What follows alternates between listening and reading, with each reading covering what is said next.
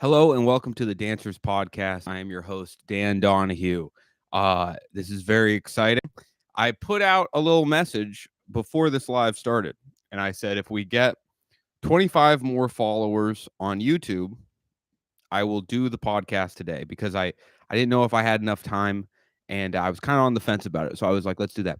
And we tripled that, which makes me realize that my lack of confidence is really digging into my potential numbers here.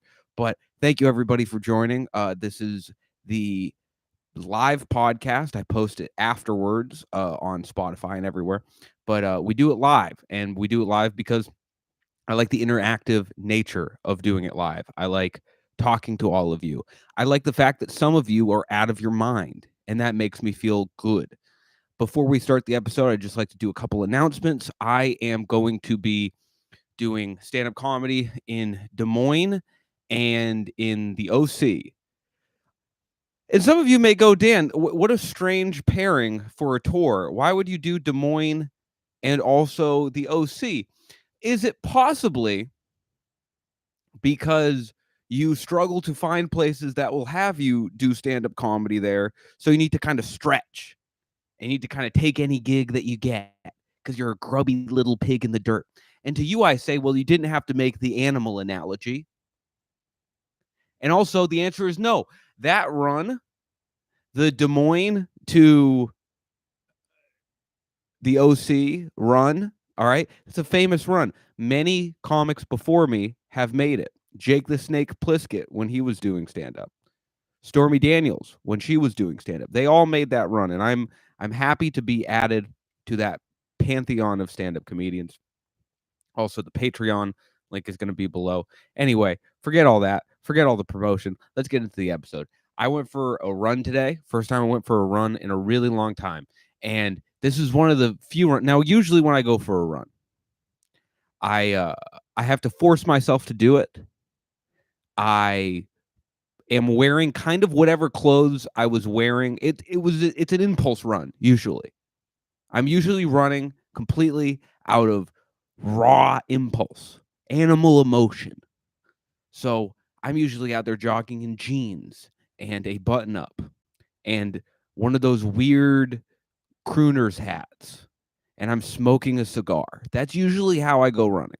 This time it was different. This time I had everything. I had headphones on. I had sunglasses on. Every single one of my senses that is there to detect cars was limited greatly, which means you're ready for a run. And I had my shorts. I had my running shoes. Ooh, baby, we were ready to rip it and rock it and roll it, right? We were ready to take on the world. And I was running. Oh boy, was I feeling good. I was feeling so good on this run. I was feeling like I was preparing for 5 marathons in a row. I could do an octagon of marathon, okay, which is that's a coveted only 15 men have ever done that, the marathon octagon. And I was ready to throw my hat in that ring. That's where you win 8 marathons and then you look in the mirror and you ask yourself why you do this. That's a new fitness challenge I want to do. It's where you do 1,000 burpees and then you do 1,000 push-ups and then you run 1,000 miles and then you look at yourself in the mirror and you realize what childhood scar caused you to do all that. That's my new idea. But I was going for a run and I was feeling really good. I will go as far as to say great on this run. And I was just cruising. You ever run and you feel like you got a roller skate on one foot, ice skate on the other foot, and you're just gliding, baby. And I was like, maybe I should run a marathon. I caught my reflection in a building's mirrored window, and I realized, oh, I'm walking. I am pretty much walking right now. There is a very, very thin line separating my jog from just I am on a stroll to the supermarket. Not even to somewhere I'm excited about, where I would kind of pick my pace up a little bit, okay? Not to Not like I parked and I'm walking to a bar to go on a date I'm excited about. No, I'm like walking to a place I don't even want to be. That's how slow I was going, but felt not too bad. Felt not too bad. I also wanted to say before we get the podcast started and people start adding their questions, advice to the chat, I wanted to say I watched a video about Keanu Reeves. And obviously, everyone knows who Keanu Reeves is, a famous actor, famous action hero. I didn't know this about Keanu Reeves because I don't really watch a lot of Hollywood news. That doesn't make me cool. That doesn't make me better than anyone. It just means I don't watch any news at all. People can mistake their lack of knowing a certain thing with coolness when really it is just an example of one of the many things I don't know about. It's not that I'm not watching Hollywood news because I have a lot of books to read. It's not that I have a lot of books on my table. It's not that I have to go to the bookstore and talk to the book clerk and check out a book. No, no, no, no, no. No, no, no, no, no. I don't follow Hollywood news the same way I don't follow literally anything ever at all. So that's where I'm at.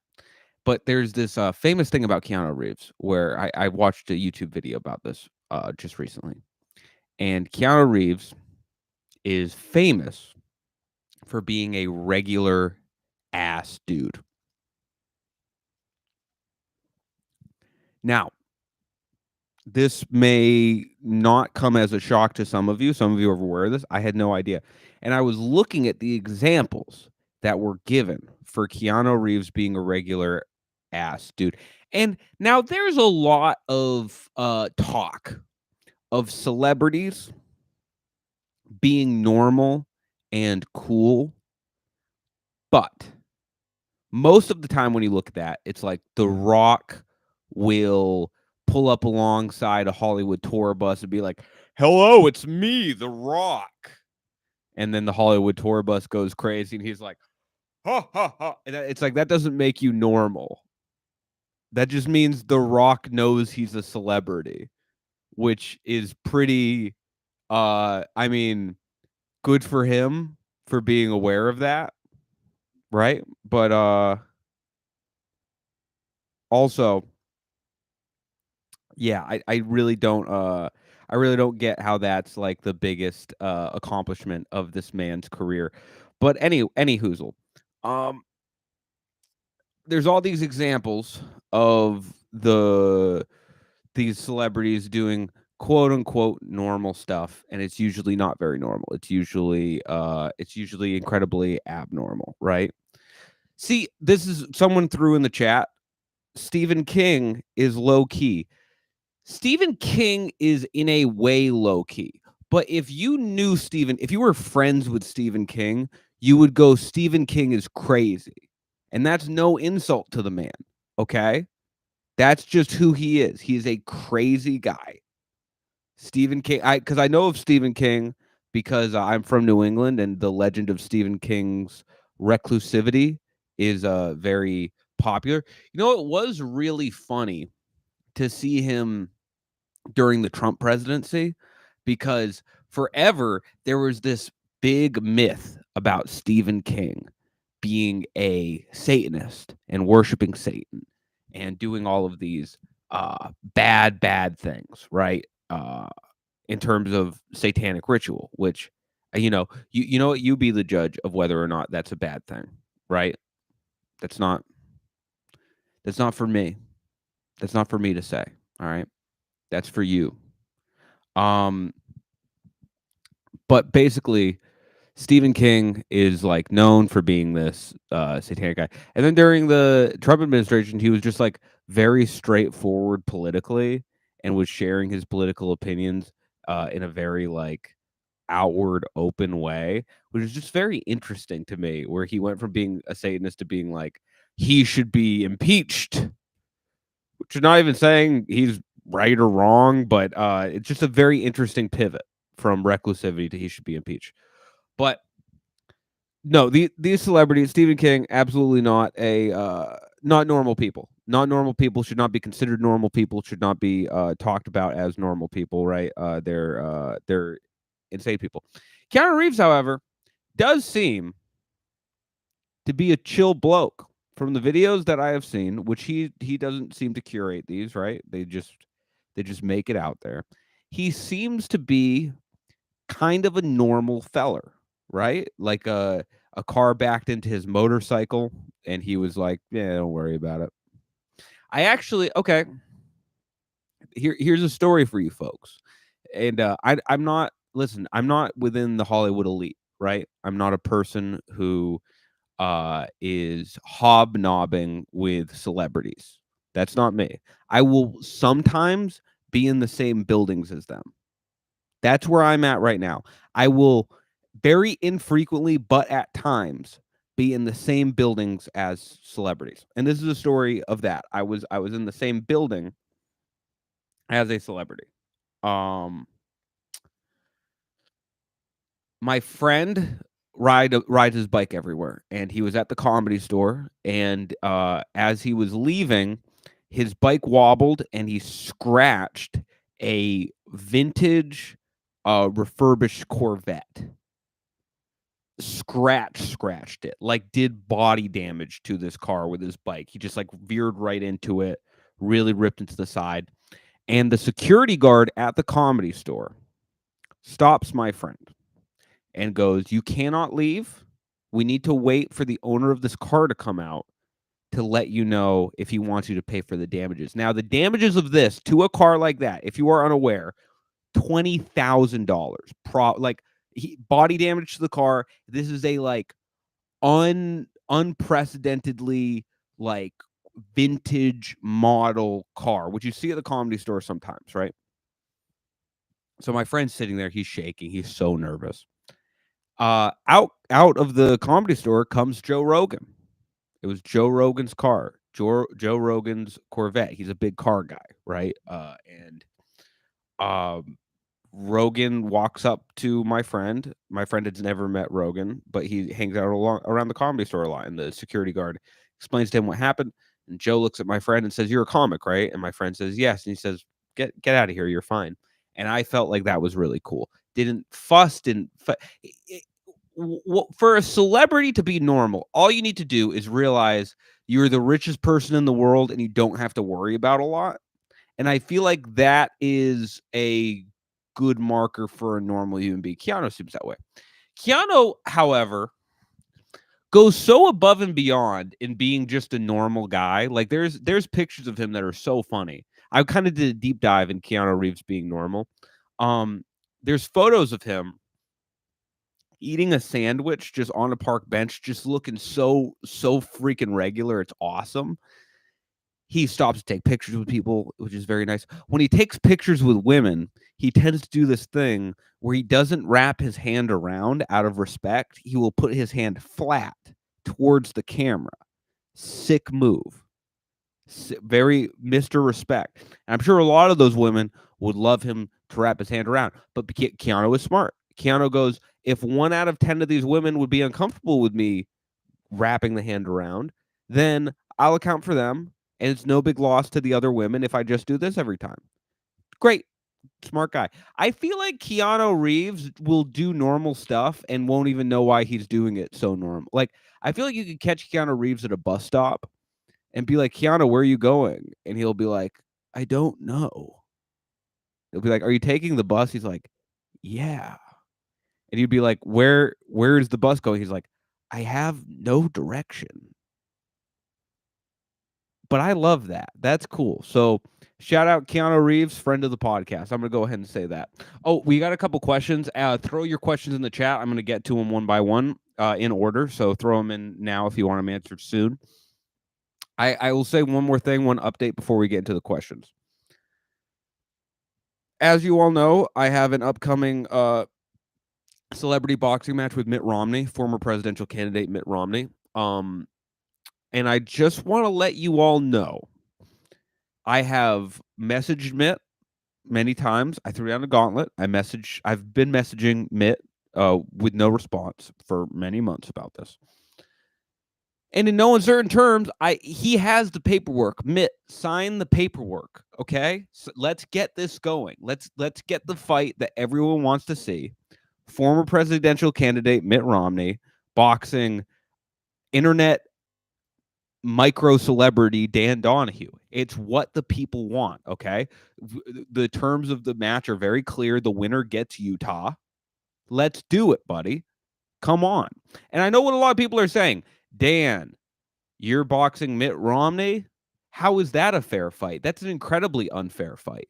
Mitt Romney has at least 2-3 inches of height on you. And I say, I am willing to forego that incredible height advantage Mitt Romney has because I believe in myself. Sign the contract, Mitt. Hey, let's get some sign the contract mitts in the chat, please. Hey, it seems like your career is picking up a lot during the last months. Congrats on that. Well deserved. Hey, I'm glad it seems like that. I'm glad it seems like that. Does it feel that way on my end? Sometimes yes. Other times no. But thank you, and I'm glad it seems that way. Let's see. Dan, I love your stuff. Tell us about how you feel about the upcoming alien arrival to Earth. What a great question. What a great question. That's a really wonderful question because it's something I haven't really put a lot of thought into, to be honest with you.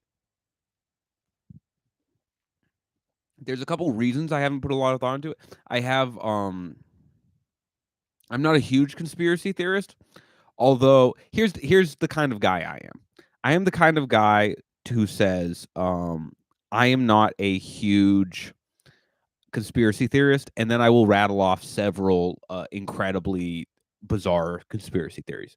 I've had an inkling that aliens were a thing for a while. I also don't know how.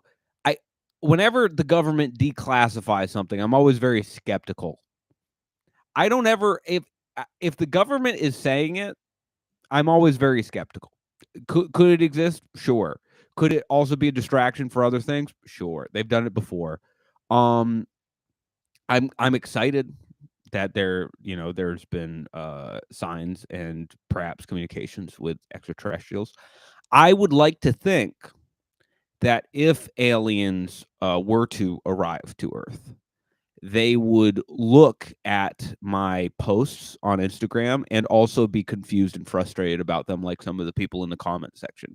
I would love to see among the various negative comments on my post, a few in a indecipherable alien language that I take months and months and months to resolve and discover and figure out the etymology of. And then when I finally translate it, it just says not funny, thumbs down. I would love for that to be the case. I'm excited to have a new audience. If you're a comedian, you need to see the aliens coming to Earth as an opportunity, which I do. I see everything as an opportunity. Every new person I meet is just another opportunity. Every person in my life is just another opportunity. Okay. That's the $1 billion mindset. Okay. If you've ever met me, just know you are an opportunity in front of me. All right. And I'm very excited for the aliens to be the next opportunity for me. So I'm going to learn how to pander to them. A lot of people want to learn their language. A lot of people want to learn their anatomy. I want to learn how to pander to them comedically. Okay. I'm gonna be on stage like, yo, Mars is crazy, and the aliens are gonna go. Yeah, I was dating this crazy girl. You know, she was from Venus. Yeah, I was riding through Andromeda with my windows up, if you know what I'm saying. Yeah. Just doing hack alien comedy would be so fun. I would have so much fun doing that. But great question. Yeah, I'm very excited to start putting my hat in the ring for alien stand-up comedy. And once they start paying me, just know my material might change up just a little bit. All right. Okay. Hey, Dan, longtime listener, first time question. I love hearing that. I love hearing that. That means that you're a longtime listener and also a coward like me, but you've overcome your cowardice. This is a very powerful jump off, and I haven't read your question yet, but I am going to be as lenient and just to you as I possibly can. Is there ever a case for overlapping in a relationship? Boy, did you make that hard for me. Boy, did you make my previous statement of being understandable to you incredibly hard. This may not be for you. This may be for a friend of yours. You might be asking, as many questions of this nature are. It's for a friend. You're asking for a friend. So I'm gonna assume that you're asking for a friend. Okay, and I'm going to answer as though you're asking for a friend. And let me just say, your friend might need to take a little bit of personal responsibility. Now, no. I think we need to reserve calling things outright bad or evil, right? I had a teacher. His name was Mr. Howie. I am almost certain he is dead now. If he is not, it is a miracle of God and Satan working together because he was so old when he was a teacher. But I had teacher Mr. Howie, and Mr. Howie once used a word or used a phrase that has stuck with me so distinctly. I'm sure I've said it before on this podcast. I will say it again on this podcast because it means so much to me. Reserve your superlatives. Reserve your superlatives. That means if you are a constant exaggerator, when you actually do want to make a statement that is big and bold and powerful, it's not going to seem as important. Okay. So I'm going to reserve my superlatives because if you have an overlapping in a relationship, there are many reasons you could give for such a thing being the case. Okay. You could say that the relationship you were in is bad. Okay. You could say the relationship you were in. But I mean, also the answer is yes. I mean, there's a situation where I could definitely see an overlapping relationship being the case. Like if you're in an abusive relationship, God forbid, that would be definitely a justification for some sort of an overlapping relationship. But taking that out of the equation, if you are just in a normal relationship that is not working out and you start something or you start messaging it's not always overt, but it weighs on the soul just the same. All right. Yeah, because I know the justifications you make for your little overlap, right? It's like, no, Ted's just a friend. No, Samantha, she's just my friend. She's my friend. She's texting me at 1 a.m. saying, LOL, I'm drunk with 18 Ks because she's my friend. Yeah, she's sending me pictures of her outfits, but that's because I'm her buddy. That's what you would do with a buddy. You would send pictures of yourself to your buddy. That's what I do with my buddy. And we lie, don't we? We lie. We lie to ourselves, to our partners, right? And you know who's been responsible for this? I have. Absolutely. I've been a culprit of uh entertaining a conversation that should not have been entertained in a relationship.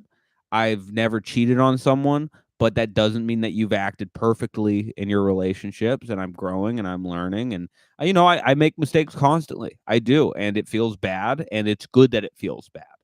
It's good that it feels bad. People with all of the modern conversation, which is good, this is all good stuff about not shaming yourself and not blaming yourself into the dirt and not self-flagellating to the point where you can't make positive changes in your life. Those are all good conversations, but some people take advantage of them. Some people will say, "Sure, I've overlapped this relationship. I've been talking to this guy that I've been fantasizing about dating for 5 months, but I'm not going to be so hard on myself." I'm not gonna be mean to myself. Listen, don't be mean to yourself, but change the actions, okay? Probably the answer is get out of the relationship you're in right now. Now. I want to go back because I said this previously. If you are in a relationship that there is an external factor that is leading you to not be able to exit that relationship, obviously that's a different case, different scenario. But I'm saying in a relationship, two people on equal footing, right? Everything's normal, everything's healthy to an extent. No relationship is perfectly healthy, but healthy to an extent. And you have overlap with that relationship, you're not the devil. You're not the worst person in the world, but you gotta fix that. Okay? You gotta fix that. And that's not just for the people that you're hurting, although it is for them, it's for you too. That sort of behavior is the sort of behavior that takes away the special parts of a relationship that's good. When you eventually do get with somebody that you're interested in, you're 100% in, that stuff will weigh on your soul. I guarantee you. I guarantee you. Okay? So, is there excuses? Yes, absolutely. There is absolutely excuses. Um But I would go ahead and say usually, you should take account of yourself if you have overlap in relationships. What is the best dish soap? I don't have an opinion on this, because I have not gained a sponsor in the dish soap category yet. However, whichever dish soap pays me to advertise on this podcast, that will be the best dish soap ever. Okay. That will be the best dish soap of all time. That will be the best dish soap I've ever used, seen, and it will make me very, very happy to use. Um, but yeah, going we have a few comments in the chat about we don't have any questions, but we have a lot of comments about the overlapping relationship thing. So let me go a little bit further with that before we move to another question. If anyone has an advice question, throw it in the chat.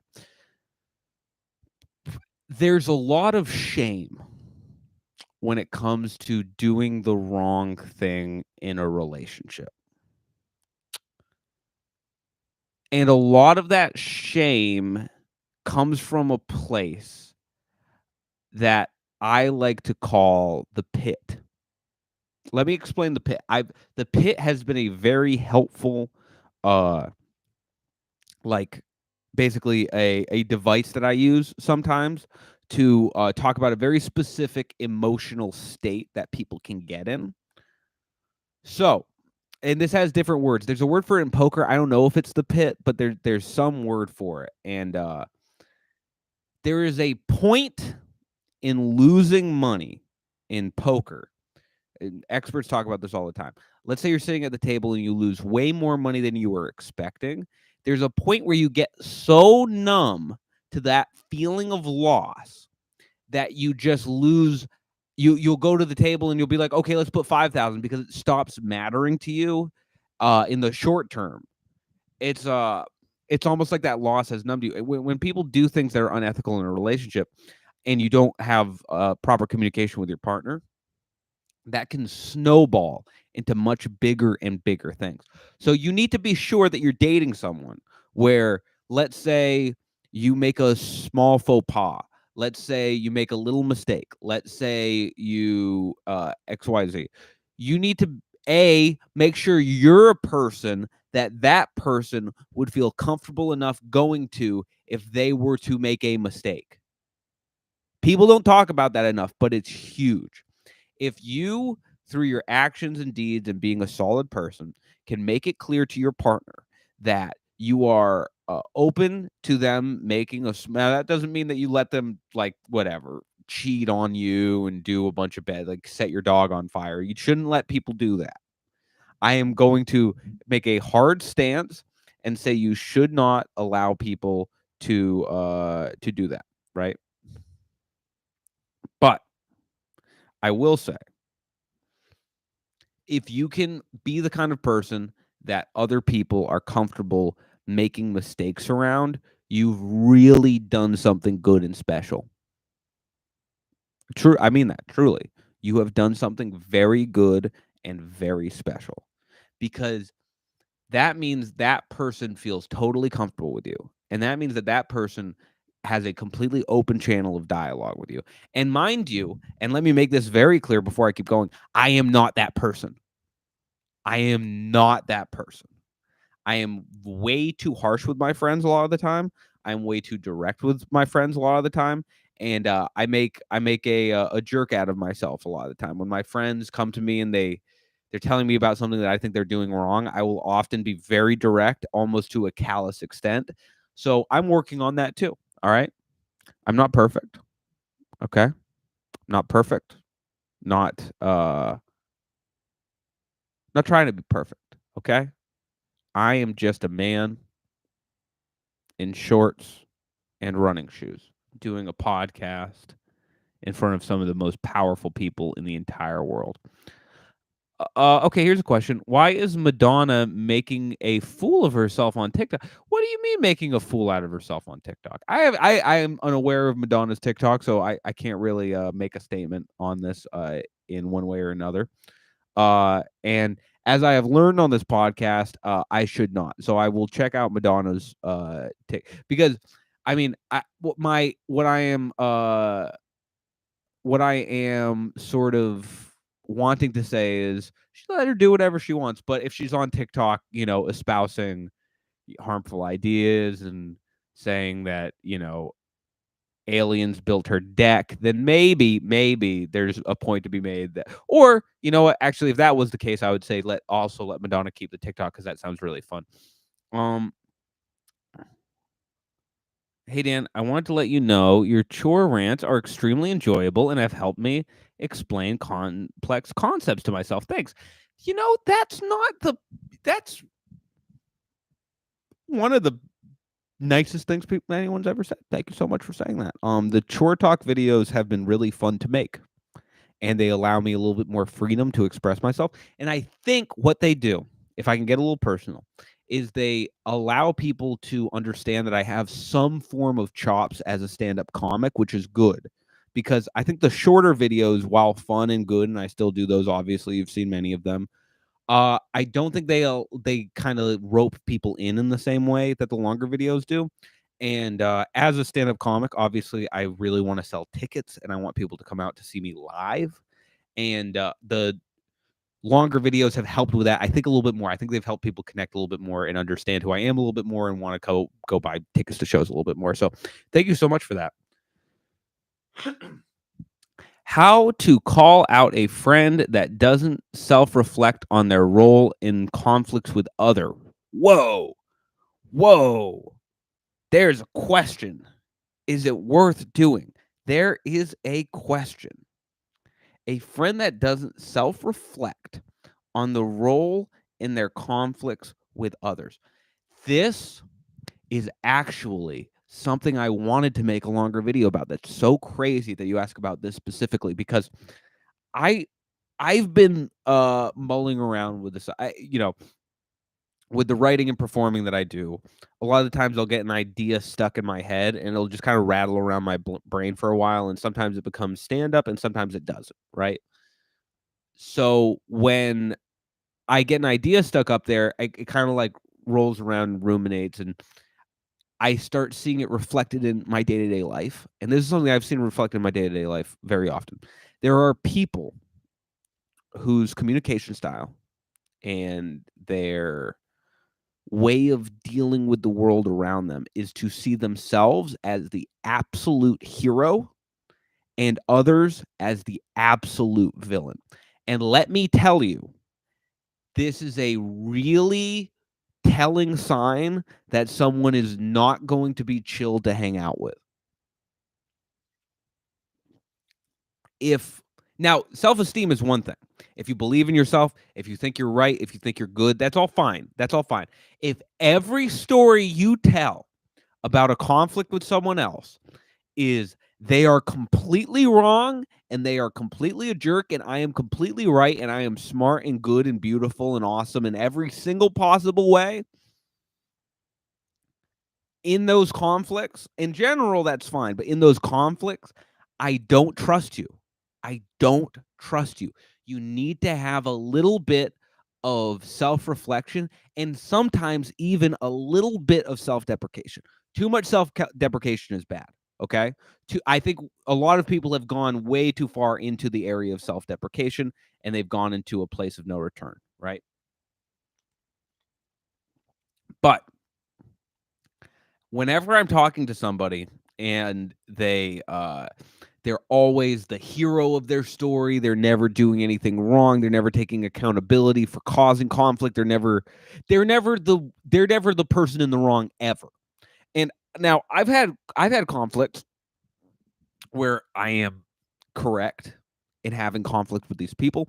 I have had conflicts where I am justified in my behavior. I tell those stories as such.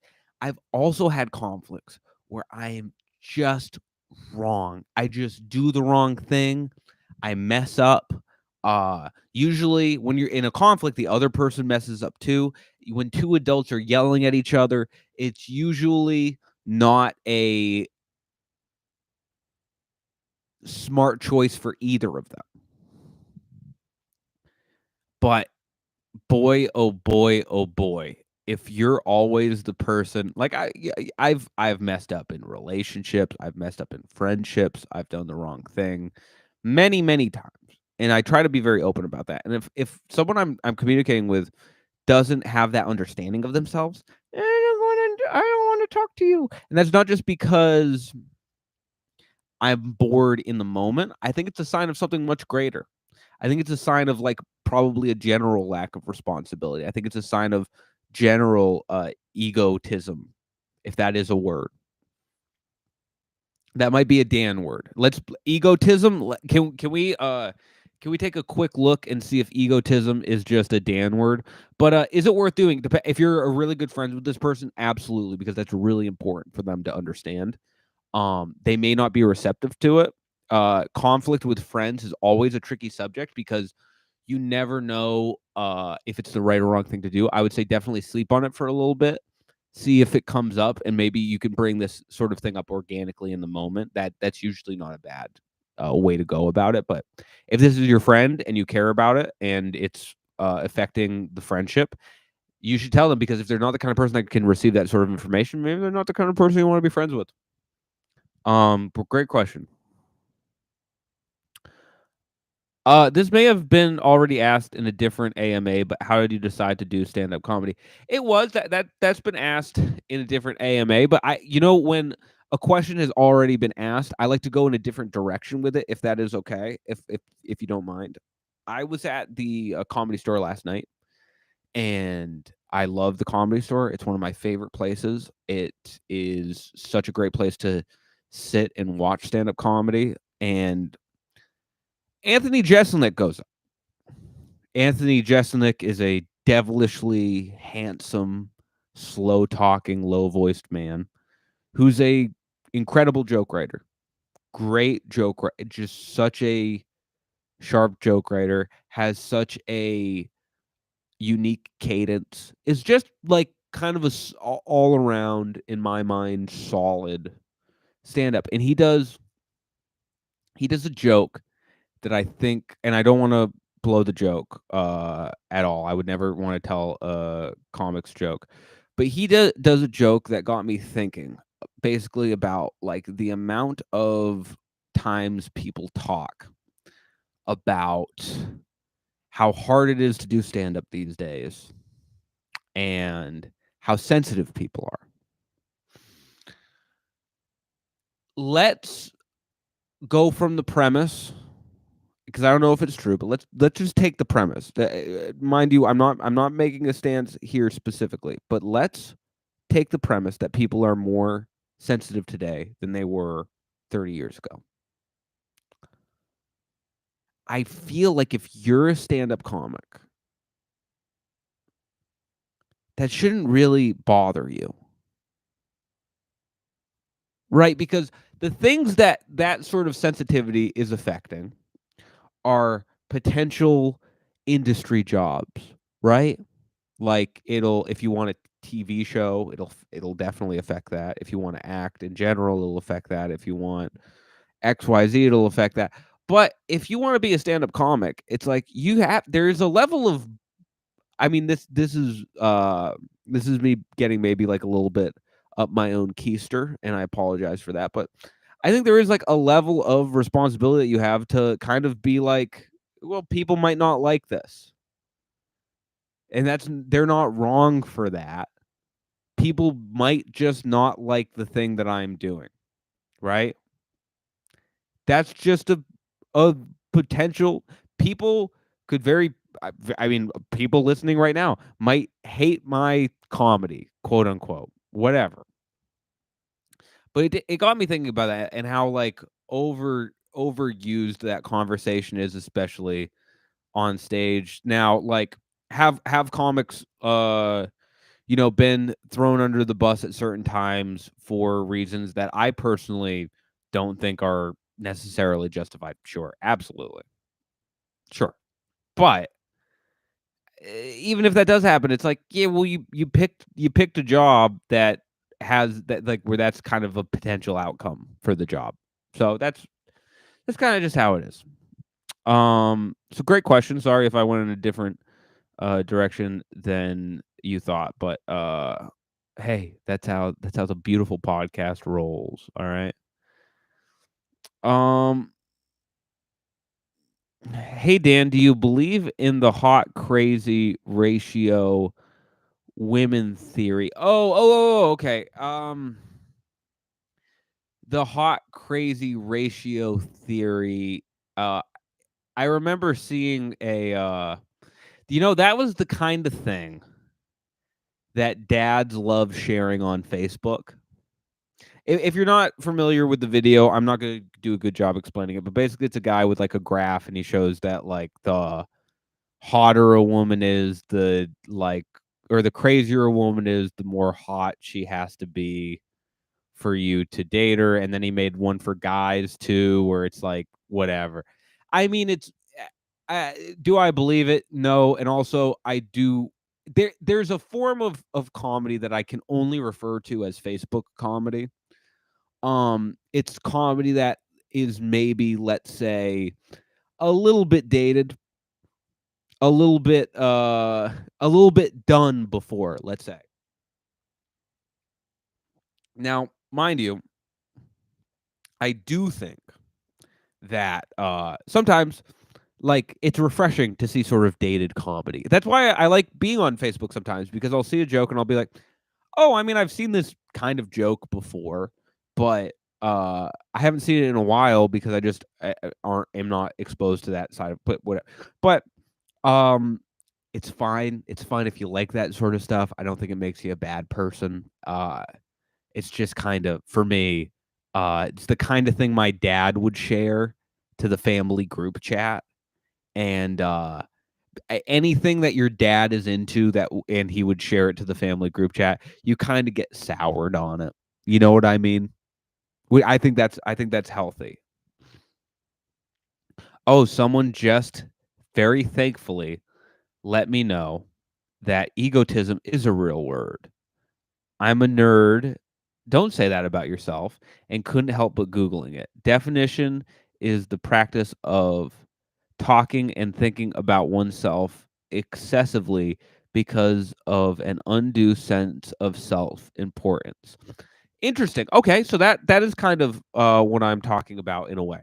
You're not a nerd for looking that up. Hey, listen to me. Listen, and I'm talking directly to the chat right now. And I love talking directly to the chat. If you're listening to this after the fact, I hope that you enjoy me talking directly to the chat too, because the chat is live. We are live right now. This is a symbiotic relationship. Now, nerdiness is not necessarily a negative thing, right? It's not a bad thing.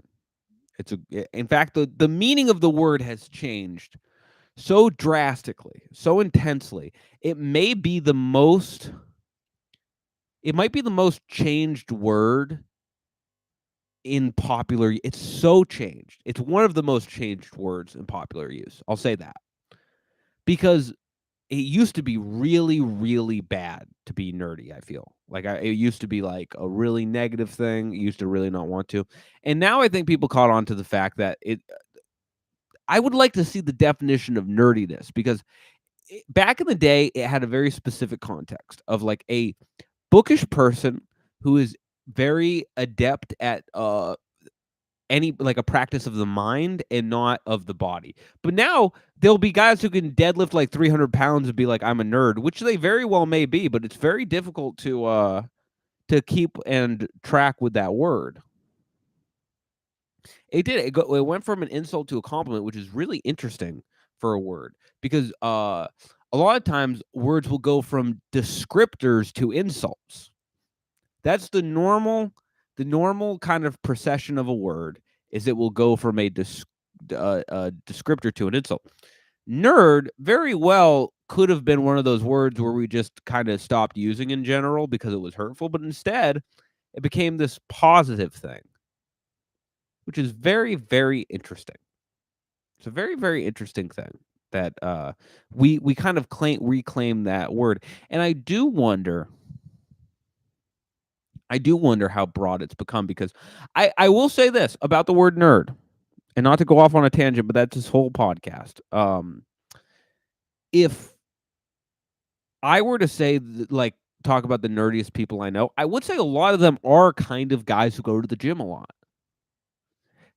A lot of people are going to be really mad at me for saying that, but I will stick by it because if I'm talking like people who are really into numbers and arguing like the minute details of a esoteric thing, weight room guys are huge nerds.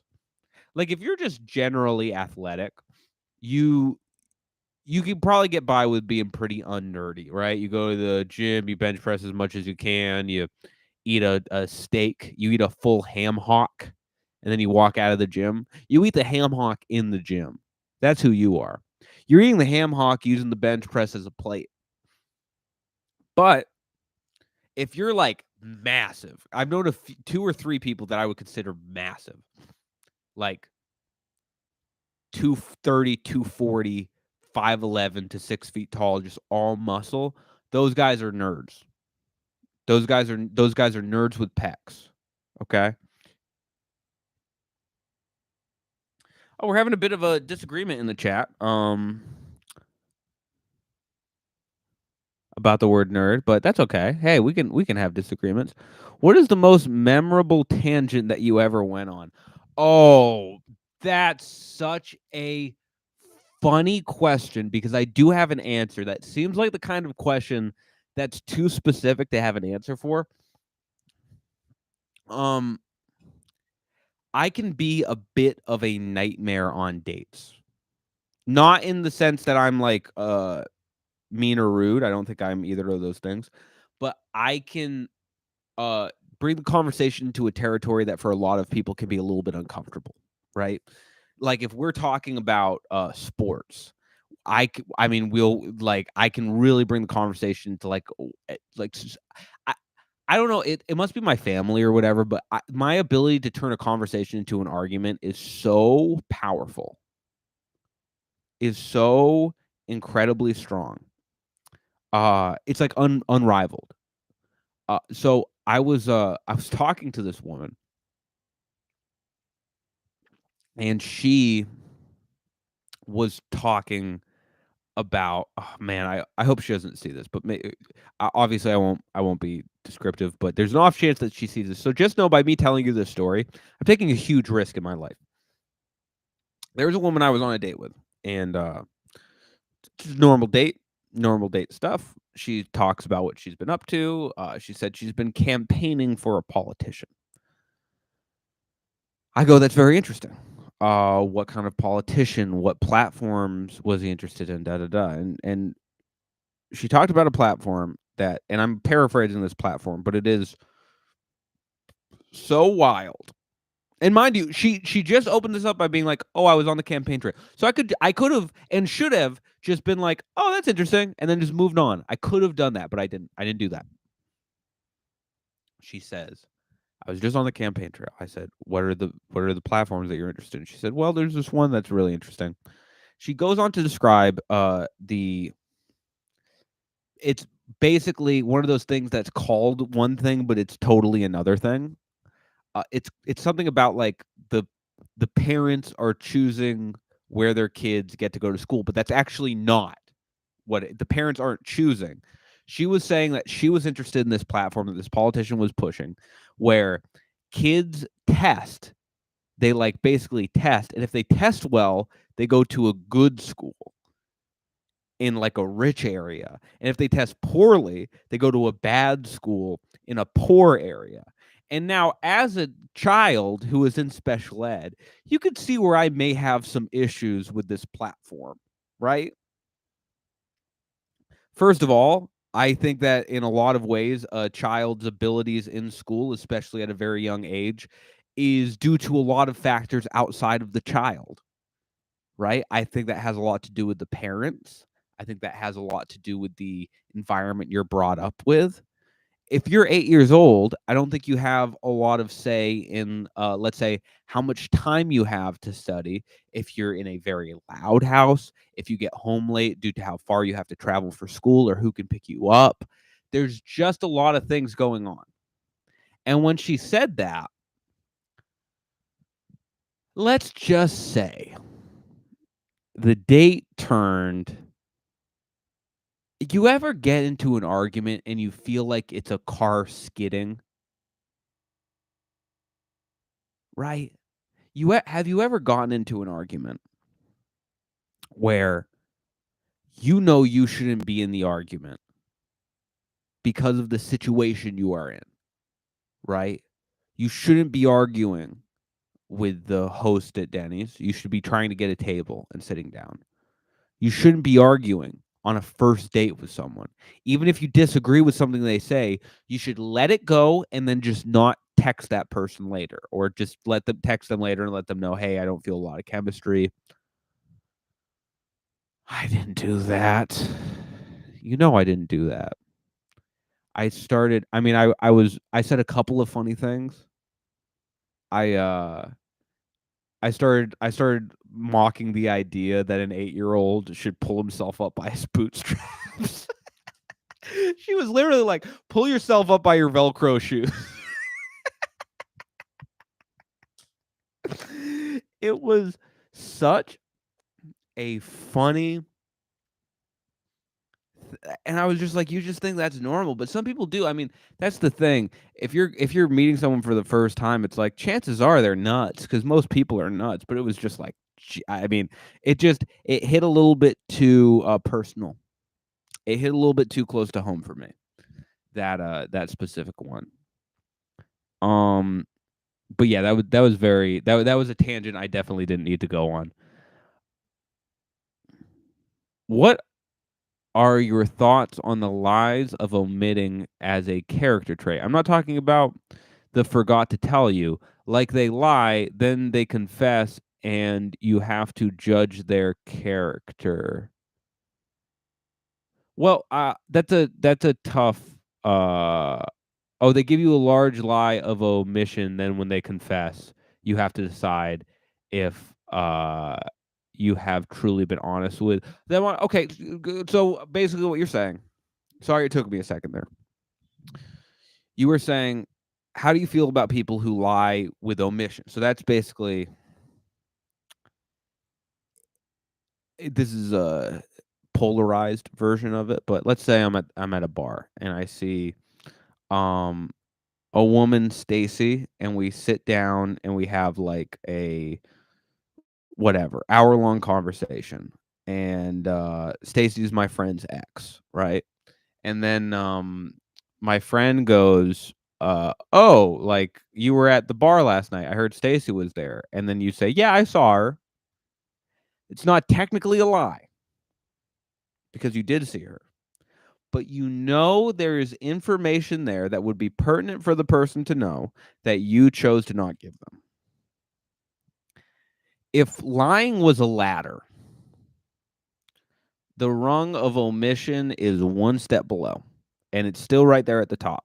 So it's tough. It's tough because it is a form of lying, but a person can wriggle out of it if they are annoying enough. Okay? If they argue in an annoying enough way, they can wriggle out of omitting information to you, and that's a really tough spot to be in as a person. It's really tough for someone to just weasel their way out of, like, taking responsibility for what they're doing. You gotta pin them down. When someone's lying by omission, you gotta pin them down, and this is a situation where emotions are not a bad thing. If you are clear with them that this hurt you, it will kind of, hopefully, if they're not a sociopath, it will break through the kind of wall of semantics that they're building up. So, feel free to let this person know that it hurt them, okay? Feel free to let this person know that, that they made you feel bad, okay? Don't be afraid of that. Some of the best conversations I've ever had came from somebody telling me that something I did made them feel bad. Have you ever written a joke that didn't work as stand-up, but might work in a different medium? Maybe as a sketch, for example? If so, what joke was it? Yes. Yeah. I had a joke about, how when guys live in an apartment, uh, they do such bare minimum when it comes to furnishing that apartment.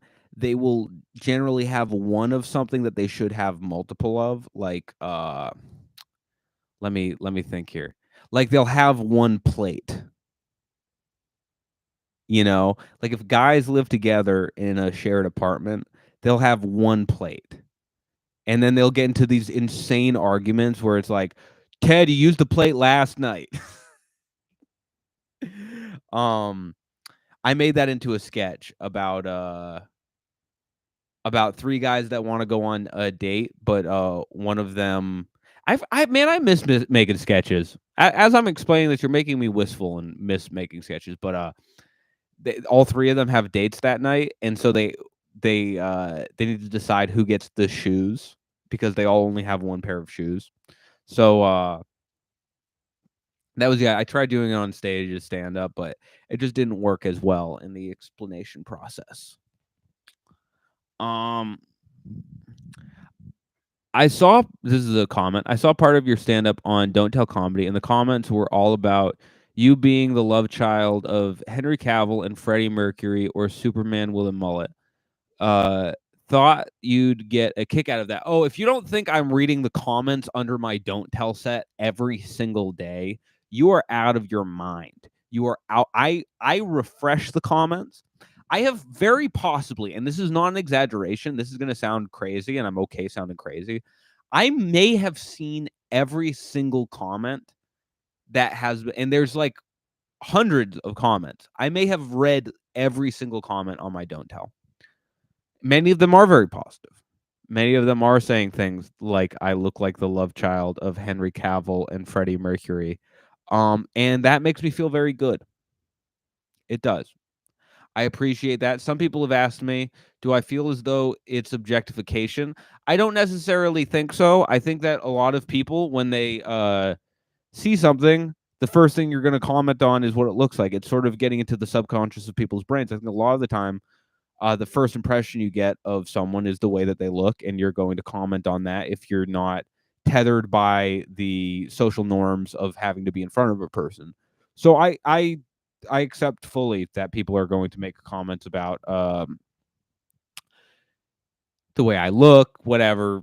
It's fine. Sometimes, every now and again, one will happen. I'm like, I don't like that at all. But it's like when I was trying to start the Patreon, basically, which now the Patreon's really rocking and rolling. I'm very happy with the way it is. I do an extra episode of the live on Sunday, every Sunday. If you want to join that Patreon, the link is below. But when I started the Patreon, I got so many comments where people were like, "Oh, you're finally starting the spicy page, which means you're making adult content." And like one of those I'm fine with, but then like after 100, it kind of just made me mad that people were so unoriginal. Truly, that was the thing I was most mad about, is like, none of you thought, "Hey, maybe I should doll this up a little bit," but yeah, so that was how I felt about that, basically. Um, let's see here. How much of your comedy is based on stuff that happens to you, and how much is based on concepts that sound funny to you? That's a really profound question. Well, I guess a lot of the stuff that happens to me, tends to sort of make me feel like, uh, this could be a joke. There's something interesting there. So I would say it's maybe half and half. Like, it's usually concepts that branch off of something that happened to me. Does that make sense? My stand up is usually a concept that happens because something happens to me and then it reveals a concept. A lot of my jokes are like that. Some of my jokes are just stupid things. Some of my jokes are just dumb things that I think about. But yeah, that's a really good question. And, yeah, I would say you don't wanna lock yourself into a format too heavily like that too. Like, you don't wanna back yourself into a corner where it's like, all my jokes are political or all my jokes are about my life experience. Like, I'll do whatever. I'll do whatever kinda comes to mind. You know what I mean? Um, that was the last question. Thank you all for joining me. I'm gonna be doing this very regularly. I post all of the audio up on Spotify afterwards. This video will be up in a little bit, after it processes.